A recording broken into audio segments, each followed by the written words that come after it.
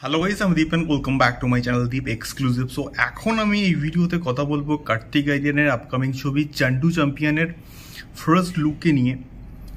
Seriously বলছি, আমি প্রাথমিক অবস্থায় যখন প্রথমবার এটা দেখলাম, আমি চিনতেই পারিনি যে এটা কার্তিক আরিয়ান। লিটারেলি কার্তিক আরিয়ান প্রচণ্ড কিন্তু খেটেছে এই ছবিটার জন্যে। এটাকে নিয়ে কিন্তু বস কোনো রকম সন্দেহ নেই। তার কারণটা হচ্ছে যেভাবে কার্তিক আরিয়ান একটা লাঙ্গট পরে ছুটছে, তার ফিজিক, তার সে যে এই ছবিটার জন্য খেটেছে সেটা পুরো একদম স্পষ্ট। এবং কবির খান আমাদের ইন্ডিয়ার one of the best director, এবং তার বজরঙ্গি ভাইজান দেখেনি এমন কেউ নেই। এবং তার দুটো ছবি কিন্তু মোটামুটি বক্স অফিসে চলেনি, এবং 83 আমি চাইছিলাম যে চলুক। স্ট্যান্ডার্ড কোয়ালিটি ওয়াইজ 83 দুর্দান্ত কিন্তু ছিল, এবং ফ্যান্টামে সৈফ আলি খানের যে পারফরমেন্স ছিল এবং ফ্যান্টম যে কোয়ালিটির ছবিগুলো আমি আশা করছিলাম যে চলুক, বাট চলেনি।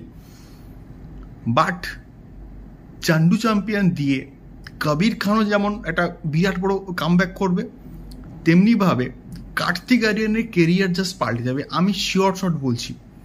আমি শুধু দেখছি যে কার্তিক আরিয়ান কি লেভেলের নিজেকে চেঞ্জ করেছে, কি লেভেলের ডেডিকেশন। তার ফিজিক দেখে আমি জাস্ট ছিটকে গেছি। এটা 14ই জুন মুক্তি পাচ্ছে এবং এটার সম্ভবত ট্রেলার আসবে 18th মে। তো আমি লিটারালি এক্সাইটেড আছি এই পার্টিকুলার প্রজেক্টের জন্য। এবং এই পার্টিকুলার চরিত্রটার মধ্যে কার্তিক আরিয়ান আমি শিওর বেঁচেছে, না হলে এইরকম একটা ফার্স্ট লুক আমরা পেতামই না। সত্যি বলতে এক কথায় আমি যদি বলছি অনবদ্য, তাও কিন্তু কম হবে। জাস্ট ট্রিমেন্ডাস লেভেলের একটা কিন্তু পোস্টার হয়েছে। এইরকম কাজে প্রত্যেকটা যে কারোরই যখন কোনো বায়োপিক হয়, সেই চরিত্রটার মধ্যে কিন্তু না বাঁচতে হয়, তবেই সেই চরিত্রটা রিয়েল লাগে। আমি রিল লাইফে একটা চরিত্রকে আমি যখন পোর্ট্রে করছি, তার মতো যে একদম দেখতে হবে তা কিন্তু নয়। গতকাল আমরা দেখেছি পদাতিকের অফিসিয়াল টিজার, সেখানেও আমি কিন্তু মোটামুটি সেম কথা কিন্তু বলেছিলাম যে চরিত্রটার মধ্যে বাঁচতে হবে, তাহলে সেটা অ্যাকচুয়ালি অডিয়েন্সের রিয়েল লাগবে।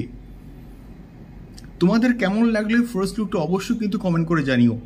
দেখা হচ্ছে পরবর্তী ভিডিওতে। টাটা।